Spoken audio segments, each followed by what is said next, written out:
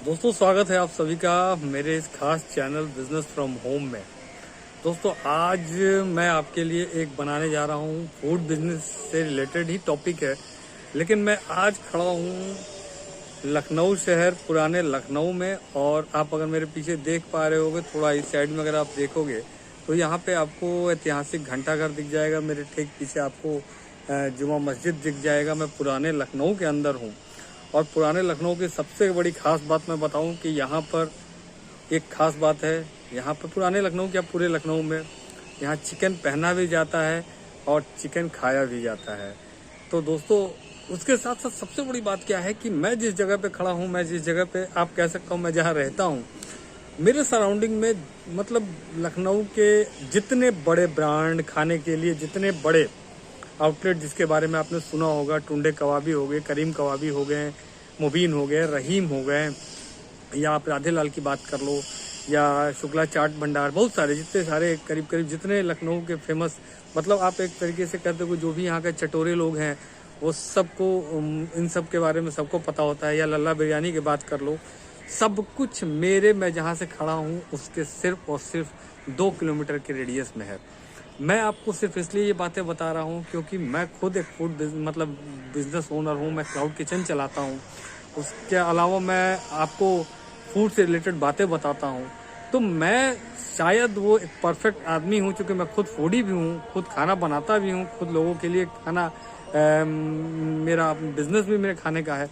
तो शायद मैं वो एक परफेक्ट आदमी हूँ जो कि, और जब मैं खाने के शहर से हूँ तो आपको ज़्यादा अच्छे से बता सकूँ कि ये बिज़नेस में आने से पहले आपको क्या क्या करना चाहिए और किन किन किन बातों का आपको ध्यान रखना चाहिए। शुरुआत करते हैं, ज़्यादा लंबा नहीं ले जाऊँगा। 3 मैं आपको पॉइंट दूंगा। मैं हमेशा मैं एक बहुत ही 3 बातें आपको फूड बिजनेस में आने से पहले ध्यान रखनी है, जो कि आपको कभी भी डूबने से बचा सकती है, कभी भी बहुत लंबा आपको लेके जाएगी। पहला चीज़, मेनू आपको अपने हिसाब से डिसाइड नहीं करना है। मेनू आप अपने हिसाब से डिसाइड मत कीजिए। मेनू आप कस्टमर के हिसाब से डिसाइड कीजिए। आपको भले पराठा बहुत अच्छा बनाने आता हो, आप भले बिरयानी बहुत अच्छा बनाते हो, आप बहुत अच्छी कॉफ़ी बनाते हो, जो कुछ भी करते हो, निश्चित रूप से उसको आप अपने एक मेनू का हिस्सा रखिए, लेकिन उस पर बेस करके मेनू मत बनाइए। क्योंकि देखिए, आप बिजनेस कस्टमर के लिए स्टार्ट कर रहे हो, ठीक है? तो आपको कस्टमर की डिमांड, कस्टमर की सॉरी मैं बार बार मेरा ध्यान भटक जाता है। एक्चुअली ये हमारा शहर है और यहाँ पे पतंगबाजी काफ़ी ज़्यादा होती है। आसपास में अगर मैं आपको दिखा पाऊँ तो शायद, देखो आप अगर ऊपर छत तक मैं आपको दिखा पाऊँ तो काफ़ी पतंगे आपको दिख जाएंगी। यहाँ पर शायद आप देख सकते हो, आपको इस साइड में बहुत सारी पतंगे दिख रही होंगी। और हम पुराने लखनऊ के लोगों को, हमारा एक ये भी शौक होता है पतंगबाजी का।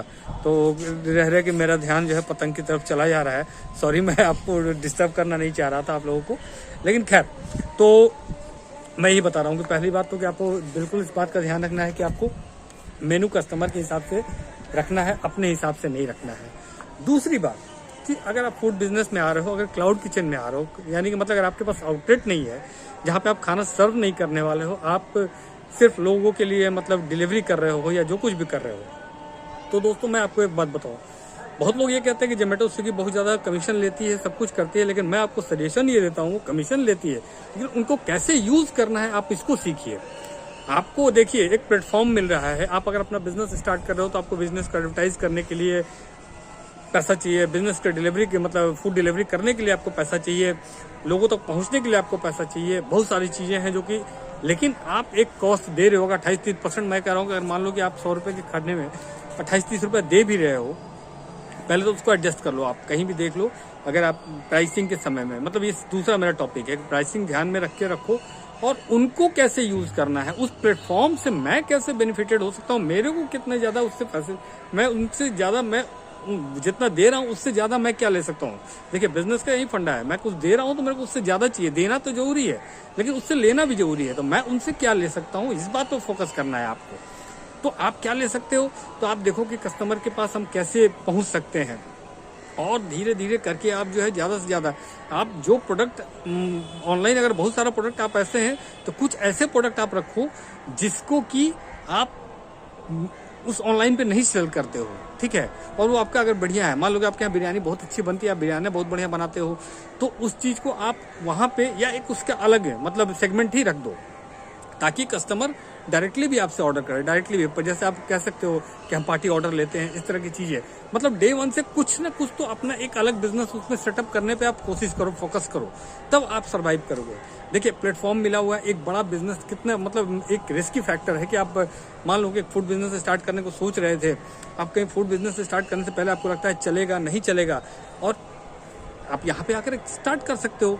थोड़ा कम बजट में आपने एक क्लाउड किचन से स्टार्ट किया, बिजनेस समझ में आने लगा कि आपको मेरे को कितने रेवेन्यू आ रहे हैं, मेरे को कितना प्रॉफिट हो रहा है, फिर उसको एक्सपेंड कर दो, आप बड़ा आउटलेट खोल दो, क्यों डिपेंडेंट रहना है स्विगी और जोमेटो पे। तो ये दूसरा मेरा पॉइंट है। पहला मतलब दूसरा पॉइंट है, शुरुआत छोटी करनी है, सोच बड़ी रखनी है। इस बात पे हमेशा ध्यान रखिए, शुरुआत बड़ा नहीं करना है, बहुत खर्च नहीं कर देना है, कोई आप बड़े ब्रांड नहीं हो, पैसा आपका डूब जाएगा। शुरुआत छोटी कीजिए, सोच बड़ी रखिए, उसको कैसे एक्सपेंड करना है, कैसे स्केल अप करना है, उसके लिए मैं और भी आगे आपको वीडियो बनाता रहूंगा। 2 पॉइंट मैंने आपको बताया। तीसरा मोस्ट इंपॉर्टेंट पॉइंट, ठीक है, जब भी अगर आप बिजनेस एक्सपैंड करने को सोच रहे हो या कुछ भी करना हो, मतलब क्लाउड किचन से रिलेटेड अगर आप बिजनेस कर रहे हो, अगर आप बिजनेस को कहीं आउटलेट बड़ा करना चाह रहे हो या कुछ भी करना चाह रहे हो, इस तरह का कुछ भी अगर आप प्लान कर रहे हो, ठीक है, तो उससे पहले आप इस बात का ध्यान रखो कि जो बना बनाया आपका कस्टमर है, ठीक है, उस कस्टमर के लिए आप जो आउटलेट आपका चल रहा है वो मेनू में रखना ही, मतलब वो चीज वैसे ही बना के रखिए। उसके अलावा जो आपको ऐड ऑन करना है भले आप कर दो। ये नहीं कि आपने नया स्टार्टअप करने के लिए, नया कुछ करने के लिए, अगर वो प्रॉफिट दे रहा है तब, अगर प्रॉफिट नहीं दे रहा है तो बात अलग ही है। लेकिन अगर वो प्रॉफिट आपको मेन्यू या वो जो भी आपका इस्टेब्लिशमेंट अगर वो प्रॉफिट दे रहा है, कहीं भी अगर एक्सपैंड कर रहे हो, तो उस चीज को आपको कैरी फॉरवर्ड करना है, उसको साथ लेके चलना है। आपको ऐसा नहीं करना है कि नहीं मैं तो अब मेरे को ये बिजनेस समझ में आ गया, अब मैं ऐसा करता हूँ कि अब जो है मैं अभी तक बेच रहा था इडली सांभर, अब तो जी मैं बड़ा आउटलेट खोलूंगा, मैं वहाँ पे मतलब पूरे साउथ इंडियन कुजीन रखूंगा, लेकिन इडली डोसा इडली सांभर में मेरे को प्रॉफिट नहीं होता है, या कुछ भी इस तरह की चीजें। जो चीज कस्टमर का है वो बना रहने दीजिएगा। वो ट्रिप वायर एक तरीके से समझ लीजिए, उससे कस्टमर आपके पास खींचा आएगा।